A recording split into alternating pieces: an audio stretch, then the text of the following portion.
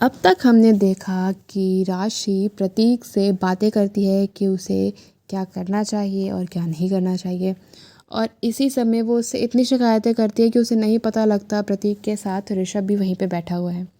ऋषभ अब उसके मुंह से अपने इतने सारे कॉम्प्लीमेंट सुन के बहुत खुश होता है और साथ ही साथ उसके सामने भी खुद की फीलिंग्स को एक्सप्रेस करने के लिए रिक्वेस्ट करता है। दोनों के बीच में बातें चल रही होती हैं जब समीक्षा को पता चलता है कि दोनों 10 दिन के अंदर अंदर उन्हें लेने आने वाले हैं। अब आगे दिल्ली, इंडिया। प्रतीक, तुमने मुझे बोल तो दिया है, लेकिन I want to know your plan. देख, सबसे पहले हमें साहिल से मिलना होगा, उसके बाद अपने आप बाकी बातें हो जाएंगी।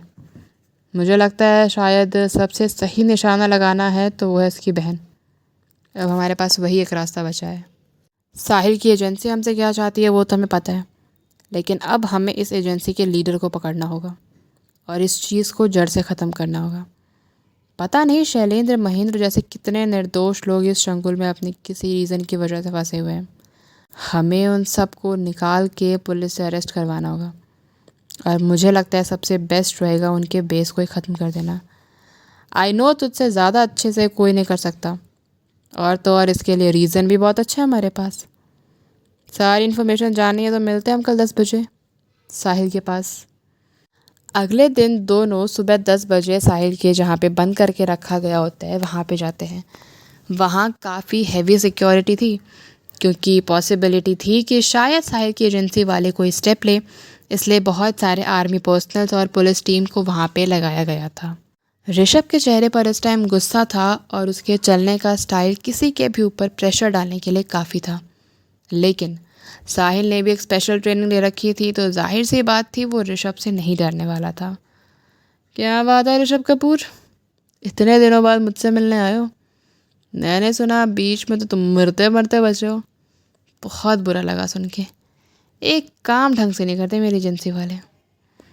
ये बात तो तुमने सही कही साहिल, तुम जैसे इंसान को मेरे सामने भेजा तो ऑफ कोर्स कोई ढंग का काम उन्होंने नहीं किया। अब मैं तुमसे बस इतना जानना चाहता हूँ, ये राशि के साथ तुम्हारा क्या सीन है? उन्हें क्यों तुमने इन सब चीज़ों में घुसाया था? Oh hello mister Rishabh Kapoor, राशि को मैं फंसाऊँ? ऐसा हुआ नहीं था, वो हमारे प्लान में शामिल नहीं थी। वो तो मुझे उसके बारे में पता चल गया बाई चांस। शुरू से मेरा राशि को इस प्लान में लाने का कोई मतलब नहीं था। एक्सीडेंटली कहूँ या जानबूझ के, बट राशि मेरे लिए सिर्फ एक टाइम पास थी, उससे ज़्यादा कुछ नहीं। ठीक है, फिर ये बताओ राशि से तुम कब, कहाँ, कैसे मिले? राशि से मैं 4 साल पहले मिला था। मैंने उसको ट्यूशन जाते हुए देखा था। उस टाइम उसका चेहरा बहुत बबली था। मुझे वो इंस्टेंटली क्यूट लगी और मैंने सोचा इससे बात की जाए। उस टाइम एक्चुअली मैं अपनी बहन की वजह से बहुत प्रेशराइज था। जो कुछ भी तुमने किया, मेरी बहन का दुख मुझे लेके डूबे जा रहा था। एक मिनट, तुम शायद भूल रहे हो साहिल कि तुम्हारी बहन तुम्हारी वजह से ही गई है। इसमें मेरा कोई कसूर नहीं है। अगर तुमने वो सब नहीं किया होता तो शायद आज ऐसा कुछ होता ही नहीं। रहने दो ऋषभ, मैं तुमसे इस टॉपिक पर बात नहीं करना चाहता। जब मैंने राशि को देखा तो उसका कुछ दिनों तक लगातार पीछा किया, और फिर उसके साथ एक इंसिडेंट हुआ। वो रास्ते में गिर गई थी, उसके पैर में मोच आ गई थी, तो मैंने जाके उसकी हेल्प करी। और बस मेरा बात करने का तरीका तुमसे कुछ ज़्यादा ही अच्छा था, इसलिए वो मुझसे एक ही बार में इम्प्रेस हो गई। हमने नंबर्स एक्सचेंज करे और काफ़ी दिनों तक हमारी सिर्फ सोशल मीडिया पे ऑनलाइन बातें होती रही। कभी कभी मैं ऐसे कोइंसिडेंस भी क्रिएट करता था जहाँ पे मैं राशि से मिल सकूँ, लेकिन ये बात भी मैंने राशि से कही थी कि मेरे बारे में किसी को ना बताए। मैं इस चीज़ को लेकर भी कॉन्फिडेंट था कि अब तो मैंने अपना पूरा हुलिया ही बदल लिया है, तो मुझे कोई भी नहीं पहचान पाएगा। लेकिन मैं नहीं जानता था 4 साल बाद मुझे तुम दिखोगे, वो भी यहाँ पे। मैं अभी भी बहुत क्यूरियस हूँ कि तुम्हें मेरे बारे में पता कैसे चला कि मैं वही साहिल हूँ जिसके साथ तुम पिछले कई सालों से भिड़ते आ रहे हो। कंटिन्यू, ऋषभ ने कहा। एटलीस्ट तुम मेरे सवालों का जवाब तो दे ही सकते हो। पहले तुम मेरे सवालों का जवाब देते जाओ, फिर मैं तुम्हारे सवाल का जवाब दूंगा। आगे बोलो। राशि बहुत क्यूट नेचर की थी, अभी वो फिर भी थोड़ा मैच्योर हो चुकी है। क्योंकि ऑफ कोर्स तुमसे शादी जो कर लिया उसने, लेकिन जब मेरे साथ थी तो बहुत खुश रहती थी। जैसे जैसे टाइम बीता वैसे वैसे मैंने उसे टाइम देना कम कर दिया और मुझे उसी के कॉलेज की एक दूसरी लड़की पसंद आ गई। लेकिन राशि से मैं उतना अटैच नहीं था। राशि को सिर्फ मैं अपनी फ़िज़िकल नीड्स को कंप्लीट करने के लिए डेट कर रहा था, लेकिन उसने मुझे कभी खुद को छूने नहीं दिया। मैंने बहुत कोशिश करी लेकिन वो मानती नहीं थी। वहीं उसकी दोस्त, वो खुशी खुशी खुद को कुर्बान करने के लिए तैयार थी।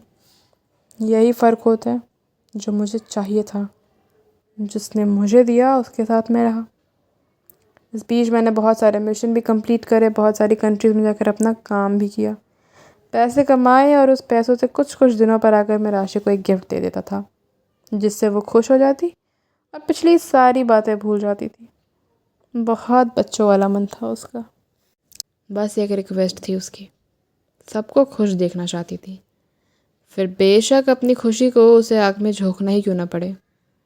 इस उम्र में इस तरह की सोच अच्छी नहीं है, थोड़ा सतर्क रहना पड़ता है। और शायद मुझसे मिलने के बाद वो ये लेसन लाइफ में कभी नहीं भूलेगी। जो तुमने हमारी एजेंसी के 2 लोगों को पकड़ लिया, जिसको हमने तुम्हारे घर डाला था, उन्होंने अपनी तरफ का सच भी तुम्हें बता दिया होगा।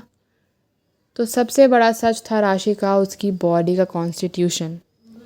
उसकी बॉडी में ऐसा ज़रूर कुछ है जिसकी वजह से उसकी हीलिंग पावर इतनी स्ट्रॉन्ग है। मेरे सामने ये इंसिडेंट हुआ था। उसकी एक फ्रेंड थी जिसका 2 साल पहले बहुत बड़ा एक्सीडेंट हुआ। उसको इतना ज़्यादा ब्लड निकल रहा था कि जितना ब्लड हॉस्पिटल में था वो भी कम पड़ गया। क्योंकि राशि और मैं ही उसे वहाँ लेके गए थे, तो राशि ने अपना ब्लड देने का सोचा।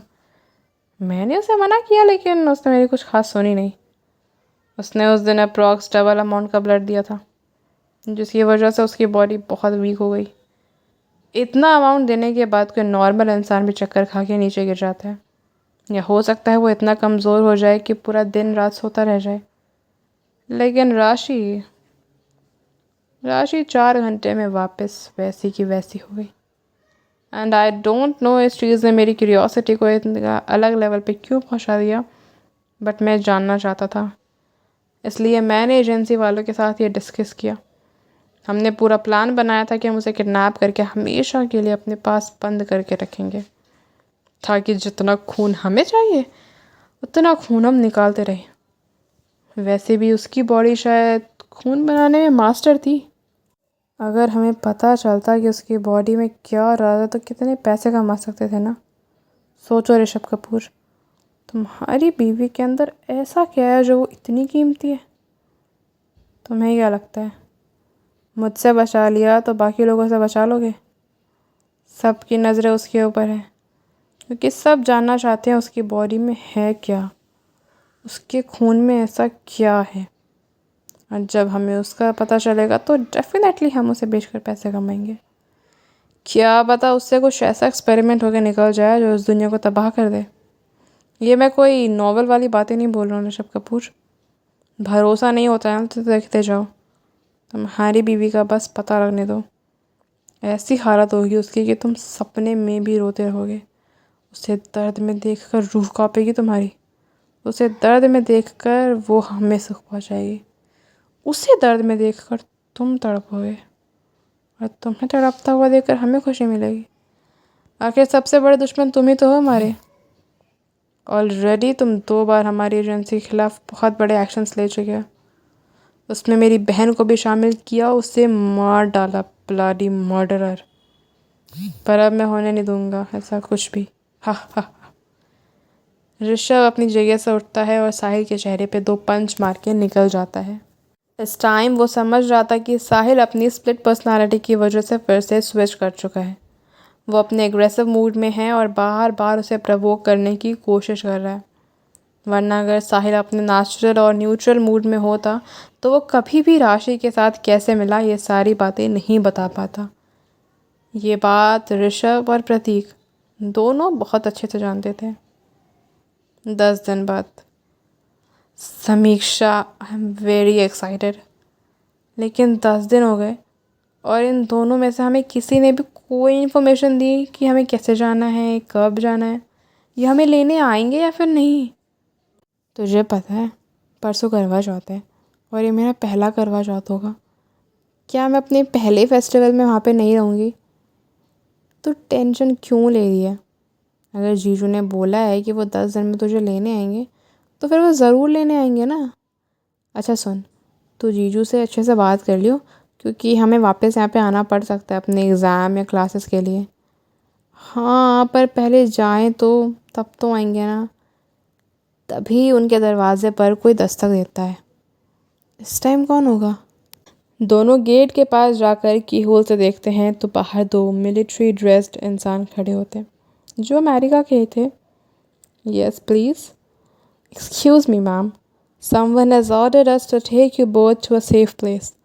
Please come with me and take your luggage also so that I can ensure your safety. Sameeksha उसे देखकर पूछती है, राशि तुझे क्या लगता है ये कौन होंगे? पता नहीं, चल पूछते हैं। But who has ordered you and we don't even know you, so then how can we go with you?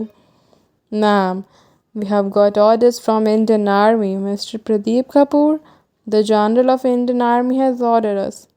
So please follow me. You just wait here. We want to check and confirm. We'll take our luggage also. Okay, sir?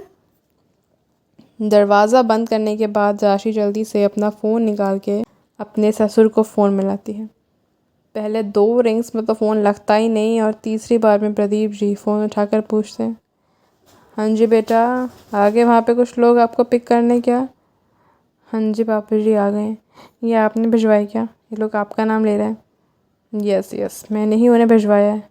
उनके पास मेरे नाम का एक proof होगा तो उसे देख लो और उनके साथ वो जहाँ लेकर जा रहे हैं चली जाओ। आर यू श्योर इसमें कोई प्रॉब्लम नहीं होगी? I am definitely sure. Okay. इतना बोलने के बाद दोनों अपना सामान लेते हैं और दरवाज़े पर आके उस सोल्जर से प्रदीप जी का कोई आइडेंटिटी प्रूफ मांगते हैं, जिनको देखने के बाद दोनों को एक रिलीफ मिलता है। एक सोल्जर उन्हें वहाँ से खाली एरिया में ले जाता है जहाँ पर एक प्राइवेट प्लेन ऑलरेडी लैंड थी।